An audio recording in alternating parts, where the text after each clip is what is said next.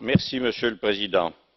Parce que la presse est nécessaire à la vitalité de la démocratie, et on l'a encore vu aujourd'hui dans le débat avec le Premier ministre hongrois, que ceci nous avertisse tous.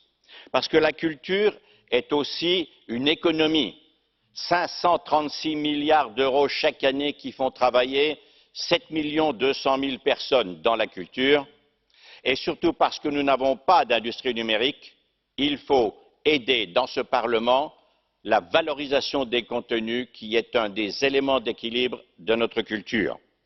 L'opinion publique européenne, les sondages viennent de le démontrer, exige que les utilisateurs, c'est-à-dire les agrégateurs, c'est-à-dire les plateformes, versent une juste rémunération à ceux qui créent, les artistes d'un côté, les journalistes de l'autre.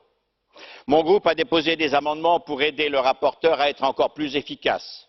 Sur l'article 11, par exemple, il est tout à fait nécessaire d'être encore un tout petit peu plus précis, mais surtout d'éliminer l'obstacle que nous avons essuyé, que nous avons reçu en pleine figure le 5 juillet dernier, pour rassembler davantage de groupes politiques et faire en sorte que la protection fasse l'unanimité, ou en tout cas la majorité dans cette enceinte.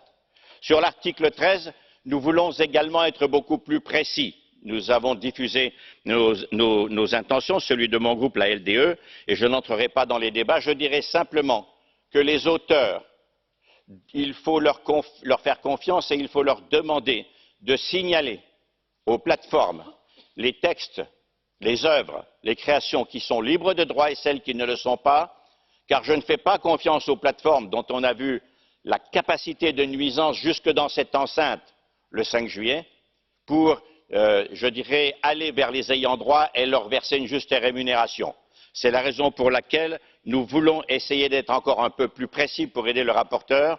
Et je voudrais souligner, Monsieur le Président, qu'il n'y a pas une lettre à retirer dans ce qu'a dit Madame la commissaire Gabriel. Ce n'était pas de la propagande, c'était la stricte réalité.